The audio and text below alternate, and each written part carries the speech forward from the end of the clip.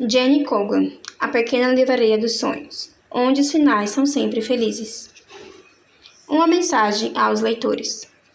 Este livro não tem dedicatória, porque é inteiramente dedicado a você, leitora ou leitor. A história é dedicada a todos os leitores, porque fala sobre leitura e sobre livros, e sobre como as duas coisas são capazes de mudar sua vida sempre para melhor. Também fala da sensação de se mudar e recomeçar do zero, algo que fiz várias vezes na vida, e de como o lugar em que escolhemos morar afeta nossas emoções. Pondera se a paixão na vida real pode ser igualzinha ao que acontece nas histórias. E também tem uma outra coisa sobre queijo, pois acabei de me mudar para um lugar que produz muito queijo e estou viciada. E também tem um cachorro chamado Salsinha. Mas ele fala muito sobre livros, porque Nina Redmond, a personagem principal, sonha abrir a própria livraria. Por isso, vou dar algumas sugestões de locais de leitura, porque eu quero que você esteja o mais confortável possível enquanto lê. Caso eu tenha deixado de fora algum lugar muito óbvio, ou se você gosta de fazer algo totalmente diferente, pode comentar comigo no Facebook ou no Twitter, @Jane Colgan. Porque eu sou adepta da antiquada convicção de que ler é um prazer que deve ser preservado a todo momento. Espero, do fundo do meu coração, que você sinta tanto prazer ao ler este livro, onde quer que escolha lê-lo, quando eu senti ao escrevê-lo. Banheira. Eu tenho um horário para relaxar com banho de banheira, 9h45 da noite. Isso deixa meu marido maluco, já que ele precisa ajustar o termostato se não estiver na temperatura correta, que é só um pouquinho mais fresca que a superfície do sol, e manter a água sempre no volume certo. É um verdadeiro luxo. Só que eu não gosto de óleo de banho, acho meio nojento, sabe? Deixa tudo melecado, mas estou fugindo do assunto. Voltemos ao livro no banho. Edições de bolso são as mais indicadas, é claro, porque o pior que pode acontecer é ter que deixar o exemplar secando perto do ventilador. Os livros do Harry Potter dos meus filhos estão todos deformados. Mas também leio bastante no leitor eletrônico e queria contar um segredinho. Eu viro as páginas com o nariz. Talvez você não tenha sido abençoado com o nariz italo-escocês à la Pert Calpante, mas com um pouco de prática tenho certeza de que vai logo descobrir que é bastante possível deixar uma mão na água e ainda passar as páginas usando esse método. Se alguém na sua casa tem a mania de entrar no banheiro sem aviso, é melhor trancar a porta. Posso afirmar, por experiência própria, que as pessoas acham essa cena um tanto hilária. Uma alternativa é fazer como a minha amiga Sex, que usa as duas mãos no e-reader, mas o envolve em plástico. Sagaz. Cama. O único problema de ler na cama é a brevidade do evento. 2 ou 3 páginas depois, você já apagou, que nem uma lâmpada. Depois de um dia bastante cansativo, você pode tentar insistir um pouco até enfim acabar adormecendo. O problema é que ao pegar o livro na noite seguinte, acaba pensando: essa história tinha mesmo um unicórnio cor-de-rosa correndo em uma sala de aula enquanto eu perseguia de pijama? E sinto informar que não, nada do gênero acontece aqui. Você é que dormiu e sonhou enquanto lia e infelizmente precisará voltar algumas páginas. Mas, como sou muito prestativa, dei nome bem diferente aos personagens. Não há nada pior do que ler sobre uma Kate e uma Cat, tarde da noite, e não quero tornar a vida de ninguém mais complicada do que precisa ser. Espreguiçadeira. Férias na espreguiçadeira é o momento ideal para uma leitura. Na verdade, durante toda a minha vida, meu bronzeado sempre foi diretamente proporcional à genialidade do livro que eu lia enquanto tomava sol. O único problema é como segurar o livro. Segure-o acima da cabeça e, além de cansar os braços, seu bronzeado vai ficar com a marca no formato de um livro, o que eu imagino que até seja considerado legal em alguns círculos. Se o livro refletir o sol, você vai passar o tempo todo franzindo os olhos, o que não é muito atraente. Ficar sentada de pernas cruzadas e deixar o livro na toalha também não é a pose mais elegante, se você for como eu, que tenho certa tendência a ficar corcunda. Se deitar de bruços, o suor vai escorrer todo e pingar nas páginas, e as peças de plástico da cadeira podem acabar machucando.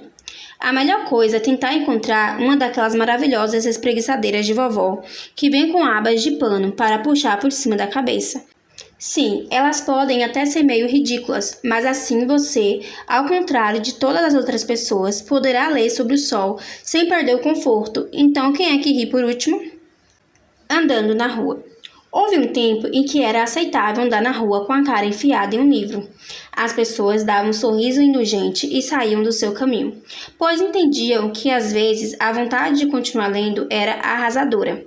Certo dia, vi uma menina no metrô de Londres que estava se segurando numa alça do vagão e acabou deslocando o pulso enquanto tentava fazer a baldeação e, ao mesmo tempo, terminar um rapaz adequado. Mas hoje em dia, todo mundo vive com os olhos grudados na porcaria do celular, com medo de alguém curtir uma foto de cachorro no Facebook e eles demorarem 2 segundos para ver a atualização. Por isso, andar na rua virou uma corrida de obstáculos, mesmo para quem não está com a cara enfiada em um livro. Aconselho cautela. Clube do Livro. Se você está lendo essa história para um clube do livro, só digo que sinto muito e presumo que seja 2 horas e 15 minutos da véspera do encontro.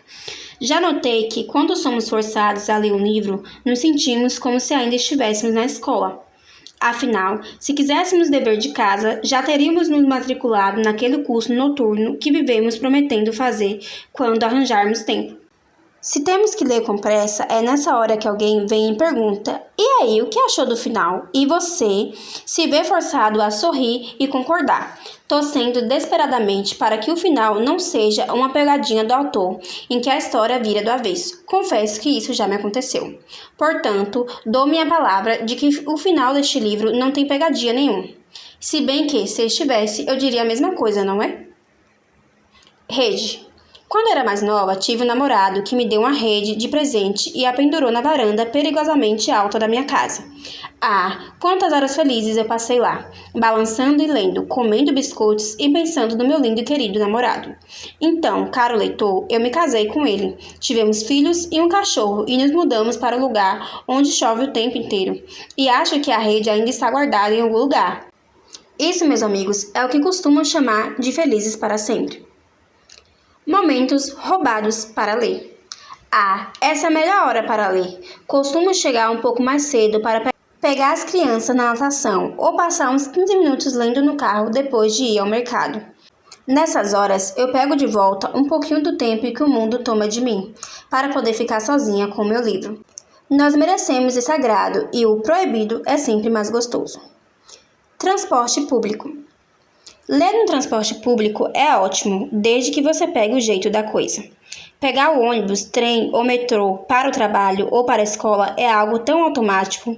Basta observar o olhar vago das pessoas que percorrem essa linda e complexa dança entre as estações todos os dias, que seu cérebro acata no mesmo instante o comando de se retirar de tudo isso durante esse determinado intervalo de tempo. Guarde o celular, não há nada nele que não possa esperar até você chegar ao trabalho. Ler no transporte público é só pequena recompensa por morar longe. Viagem. Ler na viagem é bem diferente de ler a caminho do trabalho. Como você pode imaginar, eu sou contra Wi-Fi em carros e aviões, embora essa seja uma batalha perdida. Mesmo assim, reserve um assento na janela para poder se acomodar bem. Ponha o fone de ouvido, escolha algo relaxante para ouvir no entretenimento de bordo e se jogue algumas horas ininterruptas de leitura. Tirando aquele momento em que os comissários começam a servir as bebidas e você fica com medo de que passem direto por você.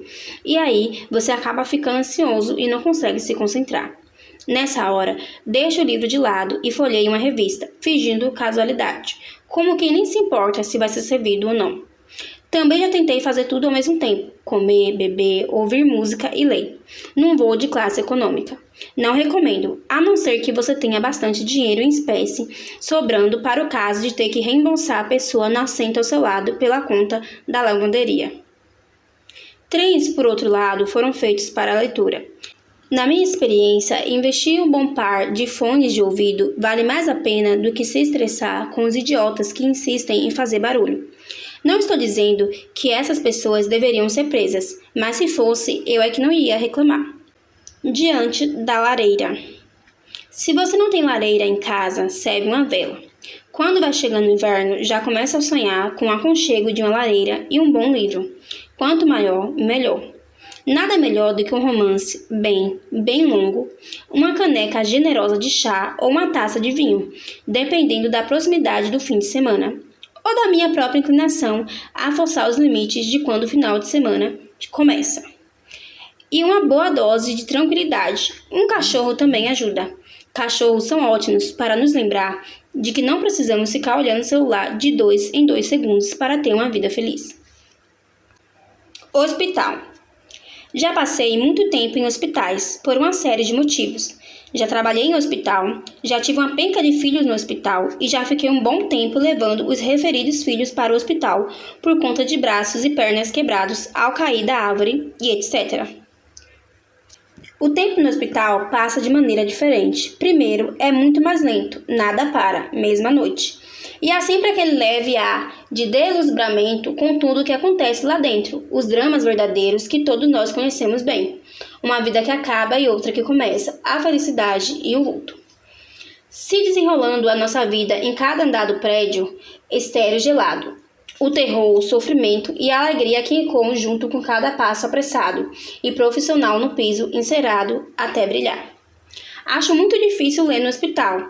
É como estar a bordo de um grande navio percorrendo águas turbulentas, enquanto aqueles que estão em terra firme continuam vivendo normalmente, alheios às pessoas que não muito longe dali estão navegando na tempestade. Já a poesia funciona bem para mim no hospital. Textos curtos que permitem que você ergue os olhos da página sem sentir frágil demais, isolado demais. Afinal, estamos todos ali, ou já estivemos, ou ainda estaremos. Também é um lugar para as pequenas gentilezas, como se sentar ao lado de uma pessoa e ler para ela. É por isso que não sinto nem um pouco da indignação das pessoas que reclamam que as cantinas hospitalares vendem bolo e sorvete. Um hospital deve sempre ter bolo, é o mínimo do mínimo. Debaixo de uma árvore frondosa em um parque ensolarado. Mas é claro, de preferência com sorvete de qualidade, nada daqueles mais duros. Outros.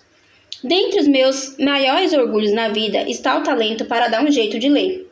Amamentando, é só pôr um travesseiro embaixo da cabeça do bebê. Secando o cabelo, meu cabelo é bem difícil.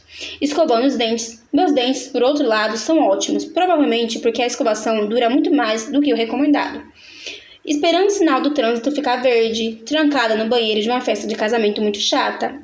Quem estava casando não era eu. No parquinho, certa vez li um livro inteirinho enquanto meus filhos se esbaldavam na piscina de bolinhas em uma tarde chuvosa. Acho que foi um dia inesquecível para todos nós. Na pedicure, nunca peço para fazer a unha da mão, porque não dá para ler durante o processo. De pé em uma fila, em um carro conversível, complexo. Na igreja, um pecado pelo qual cheguei a ser punida, e com razão. Em viagens de negócios, nas quais eu precisava fazer minhas refeições sozinhas no restaurante, mas com o livro ninguém nunca fica sozinho.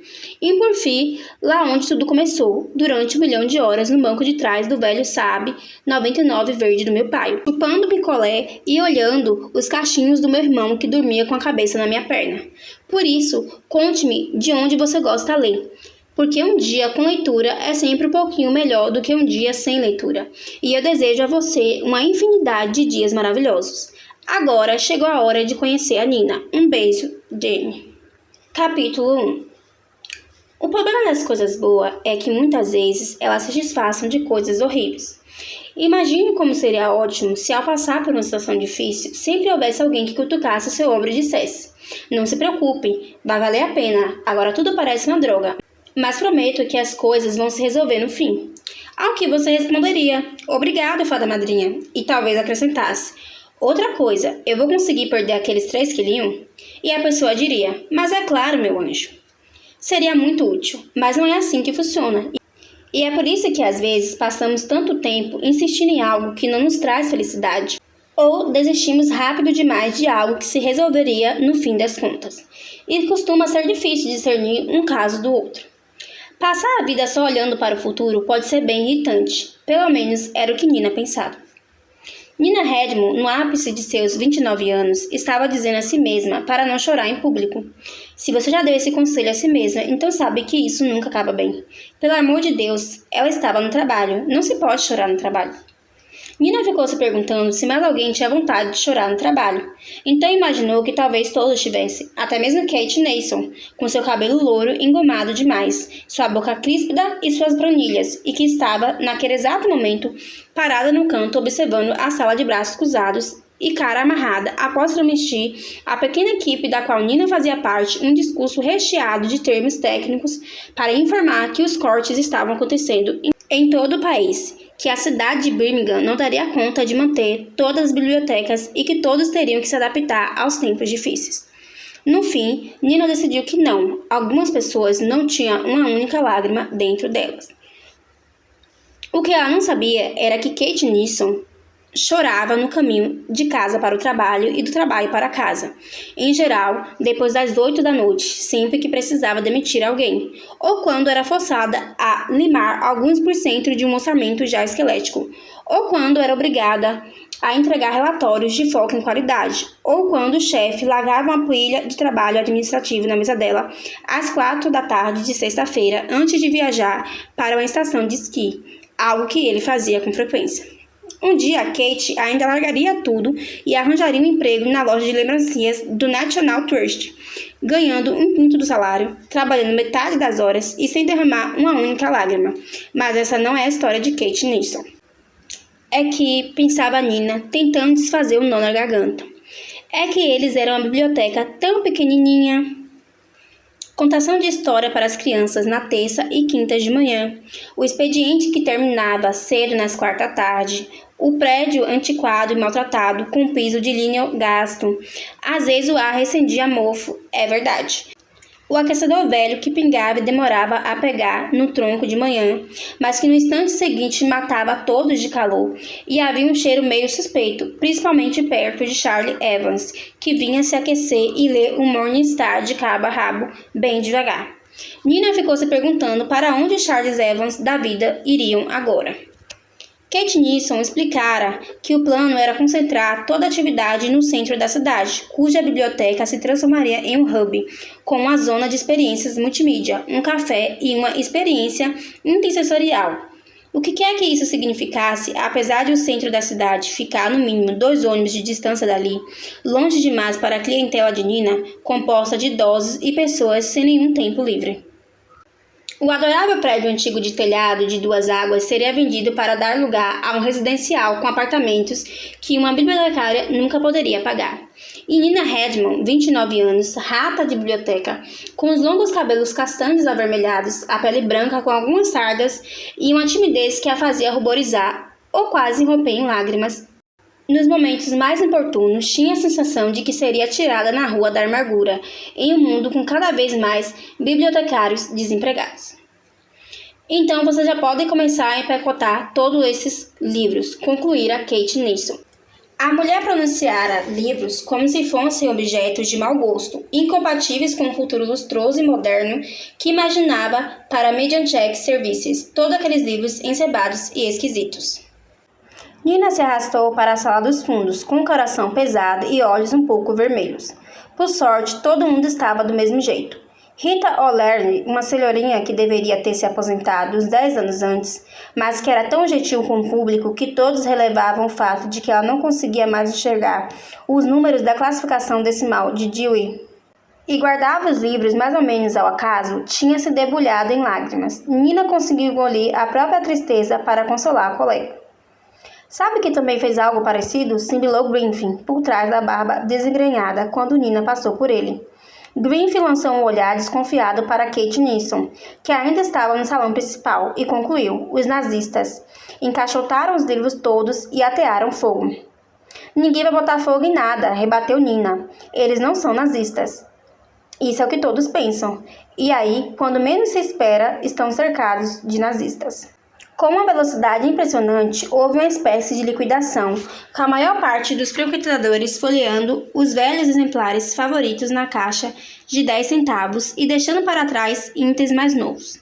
Depois, com o passar dos dias, a equipe deveria empacotar o restante dos livros a fim de mandá-los para a biblioteca central, mas Grinfin, que já era sempre sério, estava ainda mais carrancudo. Ele tinha uma barba comprida e desengrenhada e um hábito de menosprezar as pessoas que não liam os livros que ele gostava. Como só gostava de histórias obscuras da década de 1950, já fora de catálogo, sobre rapazes frustrados que bebiam demais em Fixhovia, Grinfin tinha oportunidade de sobra para aperfeiçoar esse hábito. E continuava falando sobre queimar livros. Os exemplares não serão queimados, vão para a sede no centro da cidade. Nina não conseguia nem pronunciar Mediancheck, grife bufou. Você já viu os planos para o lugar? Café, computadores, DVDs, plantas, escritórios administrativos e pessoas fazendo análise de custo-benefício e importunando desempregados, ministrando workshops de atenção plena. Não há espaço para livros naquele lugar maldito. Greenf fez um gesto para as dezenas de caixa. Tudo isso vai para o lixão. Vão usar para fazer estradas. Não vão, não. Bom, sim, é isso que fazem com livros mortos, você sabia? São reciclados e viram forro para estradas, para que os carrões possam passar por cima dos séculos de pensamento e ideias e intelectualismo, esmagando metaforicamente o amor pelo conhecimento com seus grandes pneus idiotas, esse bando de fanfarrões que estão matando o planeta. Parece que hoje seu mono está dos melhores, hein, Griffin? Será que vocês dois podem acelerar isso? Interrompeu Kate Nilsson, com ansiedade na voz. O orçamento só cobria o uso dos caminhões de frete por uma única tarde, de modo que, se eles não conseguissem carregar tudo a tempo, ela estaria muito encrencada. Sim, comandante Super Fury, responde Griff baixinho, e a mulher se afastou com os cabelos louros ainda rígidos no penteado. Meu Deus, essa mulher é um bicho mau, que nem pica-pau. Nina, contudo, não estava mais prestando atenção. Sentia o desespero tomar conta ao olhar os milhares de exemplares à sua volta. Todos tão esperançosos com suas lindas capas e resenhas otimistas. Condenar qualquer um deles à reciclagem era devastador. Eram livros, horas. Para Nina, era como se estivesse fechando um abrigo de animais. E Kate Nilsson podia dizer o que quisesse, mas não havia a menor possibilidade de conseguir empacotar tudo em um único dia. E foi assim que, 6 horas depois, quando Nina estacionou o mini-metro diante da sua casa minúscula, o carro estava completamente entulhado de livros. Ah não, disse Sunride ao chegar à porta, cruzando os braços por cima do busto consideravelmente volumoso. Tinha a expressão azeda no rosto. Nina já conhecera a mãe dela, que era a superintendente de polícia. Tinha sido da mãe que Sunride herdara aquela mesmíssima expressão, que com bastante frequência era dirigida a Nina. Sunride prosseguiu. Você não vai trazer isso para cá, nem pensar. É só porque, olha, eles estão em perfeitas condições. A questão não é essa, falou Sunride. E não olha para mim desse jeito, como se eu estivesse botando órfãos no olho da rua. Bem, de certa forma, falou Nina, tentando não parecer suplicante demais. Nina, as vigas da casa não vão suportar. Já te disse isso antes. Já fazia 4 anos felizes que elas dividiam uma casinha geminada. Desde que Nina se mudara para Edgbaston, vinda de Chester, as duas não se conheciam antes, de modo que passaram pela agradável experiência de se transformar em amigas que dividiam um apartamento, em vez de amigas que deixaram de ser amigas ao dividir um apartamento. Nina vivia com certo receio de que Sunride começasse a namorar sério e fosse morar com um cara ou trazê-lo para morar com elas. Mas, apesar do grande número de pretendentes, isso ainda não tinha acontecido, o que era um alívio. Sunride comentava que não havia nenhum motivo para que acreditassem que esse tipo de coisa só aconteceria com ela. Porém, considerando a mania solitária de ficar lendo o tempo todo e a timidez de Nina, ambas tinham certeza de que Sunride se daria bem antes.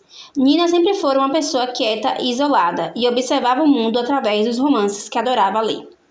Além do mais, nunca tinha conhecido algum homem que chegasse aos pés do herói dos livros que tanto amava. O que se evidenciava, sobretudo, depois de uma noite desconfortável conversando com os amigos desajeitados do último casinho de Sunride, Sr. Darcy, Heathcliff ou, dependendo do humor, até mesmo um Christian Grey. Os caras nervosos e de mãos suadas, para quem ela nunca conseguia pensar em nada interessante ou inteligente a dizer, não chegavam nem perto. Não caminhavam pelas chanecas de Yorkshire com ar misterioso e soturno. Não se recusavam a dançar com a garota no pub room, mesmo tendo passado a vida inteira nutrindo em segredo uma paixão arrebatadora por ela. Eles só ficavam bêbados na festa de Natal, como Griffin ficou, e tentavam enfiar a língua na boca da garota depois de passar horas e horas tagarelando sobre como o relacionamento com a namorada não era tão sério assim no fim das contas. Enfim, Heidi estava furiosa e, para piorar, coberta de razão. Não tinha mesmo espaço. Havia livros em todos os lugares. Na escada, ao pé da escada, lotando completamente o quarto de Nina, expostos com esmeros na sala de estar, e só por via das dúvidas, no banheiro. Nina gostava de saber que sempre havia um exemplar de mulherzinhas por perto para momentos de crise. Mas não posso deixá-los aqui fora no frio, apelou. Nina, isso é polpa de árvore morta e alguns livros estão com um cheiro péssimo. Mas Zoraide manteve a expressão inalterada e olhou para ela muito séria. Nina, já chega, isso está saindo do controle. Você passou a semana inteira guardando os livros da biblioteca e a coisa só está piorando. Ela se adiantou e pegou no topo da pilha um volume imenso, um romance que Nina adorava. Olha aqui, você já tem esse livro.